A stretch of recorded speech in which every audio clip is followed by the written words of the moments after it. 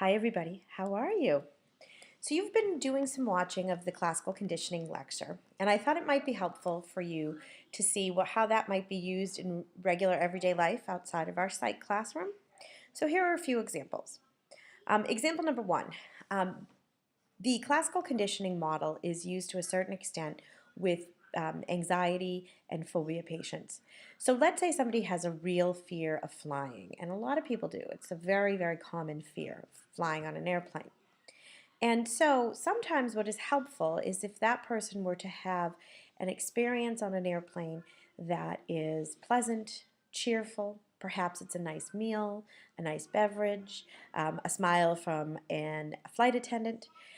All of these things sort of make the person connect a pleasant experience with flying to their phobia. So they kind of overcome their phobia with the use of a pleasant experience in the environment. Another example is a teacher uses classical conditioning almost daily for her students. So come time, for example, for senior project presentations, I have a lot of students who fear giving that big presentation in the auditorium to over 100 people. And this is a really big fear. People have a fear of public speaking because our number one fear as human beings is not being accepted by others.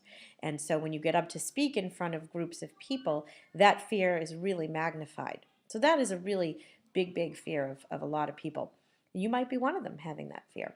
So what I try and do is make the person, the student, feel more comfortable on the stage in the auditorium. So we might do a trial run, and we connect that to a really nice experience doing that.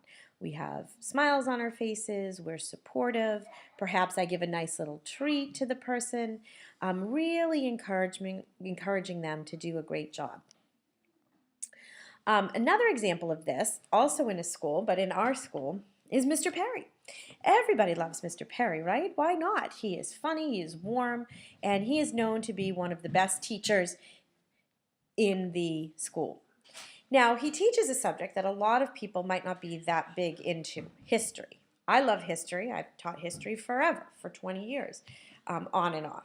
But a lot of people don't, and I can't tell you how many people I meet in all walks of life who say how much they did not like history as a kid, but love it now as an adult.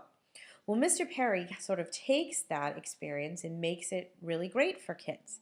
Students walk into a history classroom and they think, oh, names and dates and war and all this laws, all these things that I'm not really interested in, but they're forcing me to take. But because Mr. Perry is so funny and so excited about history and has this great reputation, that students connect the way they feel about him to the subject he teaches, which is very, very brilliant on the part of Mr. Perry. And he is genuine. He loves what he does. He loves students. He loves Hanover High School, and he loves teaching history.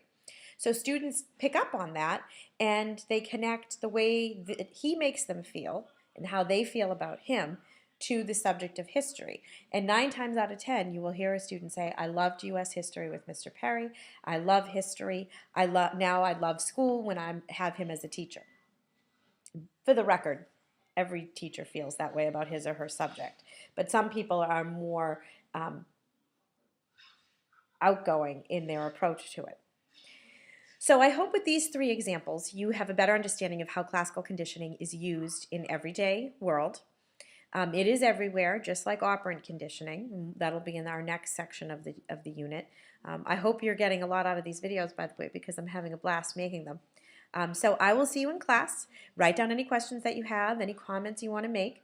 For right now, I want you to sit down and I want you to write on a piece of paper an original example of classical conditioning, something that you can think of where classical conditioning has been made. Until next time, you take care.